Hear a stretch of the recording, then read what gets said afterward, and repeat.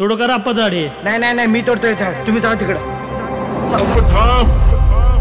बापरे, झाड माझ्याशी बोलताय. अरे लागलं याला. डोकं बिकं फिरलं काय तुझं? लाखो झाडं लावायची म्हणल्यानंतर ही इतकी रोपटे आपण तयार कशी करणार यार? जर आपण तालुक्यामध्ये 200 जरी गावं धरली तरी 80,000 रोपं होतातच की. ह्या गावकऱ्यांच्या माझ्या माळरानाची हागंदारी करून टाकली फराय लोकांनी. गावात तुमचा एवढा रुबाब आहे, तो जरा चांगल्या कामासाठी वापरा. पण झाड लावण्यासाठी इतका प्रयत्न केला, पण प्रत्येक कामामध्ये आपल्याला अपयशच रे.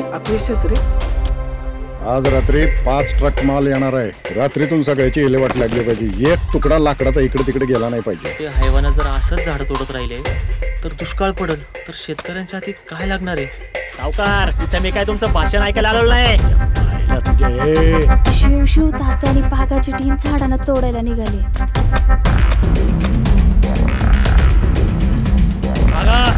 तू एक लोंबडीस. इशारा तर द्या, तोडतो यांना. हे बघ, शिव पण आला बघ. आज जेवढी होती ना त्याच्या दुप्पट माणसं बरोबर घेऊन जायचे ना. आजच्या आज सगळी झाडं तोडलेली पाहिजेत मला. प्रेम करा रे, प्रेम करा. Green India. वरडायला हे काय तुझ्या बापाची जागीर आहे काय? आई तुझ्या दारात झाड लावलं तर पुन्हा बघ. कांचाबाई, तीच ती सावकाराची जमीन. गावात शिव नावाचा पोरगा आहे, त्याच्यापासून जरा जप. जीव आहेस तू माझा, प्रेम करते मी मनापासून तुझ्यावर. एकच लक्षात ठेवा, या जंगलातलं एकही झाड हलणार नाही. तोड ते झाड. हे जंगल माझं आहे आणि मी या जंगलाचा राजा.